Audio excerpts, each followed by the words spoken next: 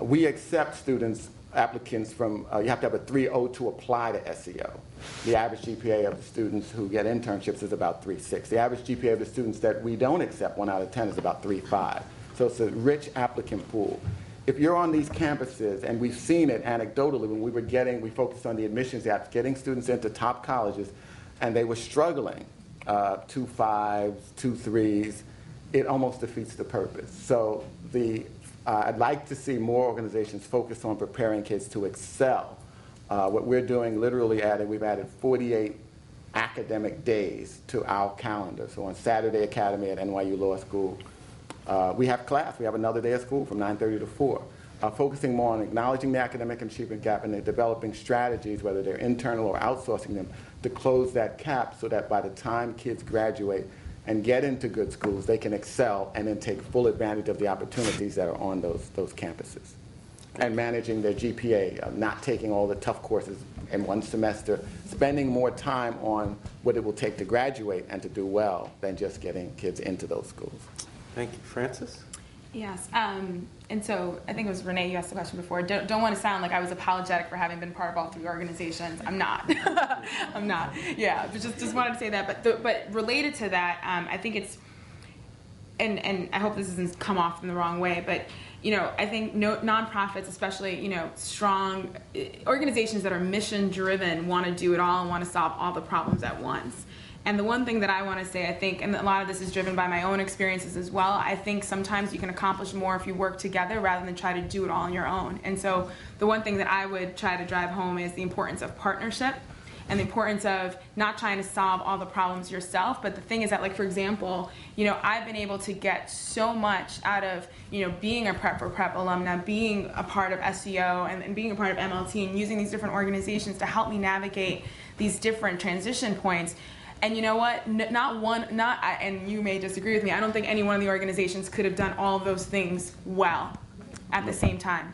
That's why we don't try to do it. Well, no, but I think it's one thing, especially if, as you have your organizations, you're thinking about expanding your organizations, thinking about creating those key partnerships and those key just liaising with the other organizations that are part of the same long-term mission and long-term outcome that I think everyone here is supporting. And so part of that is understanding who you are as an organization and what you stand for and what that core competency is. And I think in working together, you can kind of create the leaders that you all are trying to integrate. The other thing is, I think a big takeaway for me, and I think especially now that I'm coming to the end of business school, has been, and John alluded to this, has been self-awareness and reflection and feedback.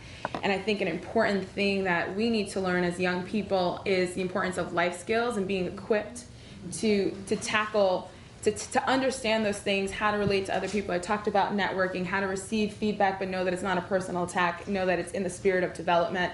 And I think to the extent that, I could have learned that much earlier on, I would have been even better positioned to embrace opportunities as they came along. So I think that as you're thinking about academics, clearly with the achievement gap that minorities are facing, I mean, that's extremely important to tackle, but at the same time, to the extent that can be supplemented with life skills and how do you really achieve in the workplace, in your colleges, etc., I think it's extremely important.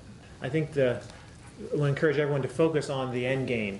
Which I argue is, we're trying to develop smart people who get it and who go out and do good things, or I should say great things. And when I say smart people, I mean, not just whatever grades. I mean that comprehensive package of hard skills.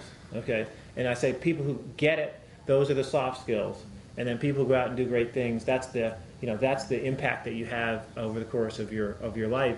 And if we focus on I think we need to focus more when we talk about the end game on outcomes versus inputs. And I think that in the nonprofit world, especially, in an educational world as well, I think there's too much focus on inputs and not on what really comes out the end.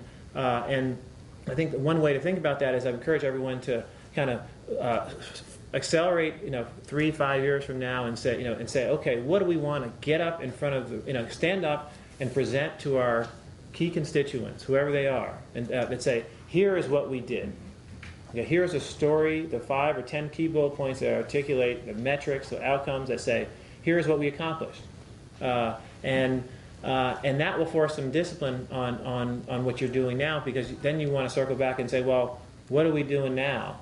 And is what we're doing now legitimately going to get us there, to put us in position to tell that story to whoever we want to tell it to, and have the metrics that we want to demonstrate that we got there? And if there's some disconnect, then you need to reassess, the things that you're investing in, and you need to make sure that you align, what you're doing now to around, really tool it to where what story you want to be able to tell in terms of outcomes and metrics within at the next phase of wherever your organization is.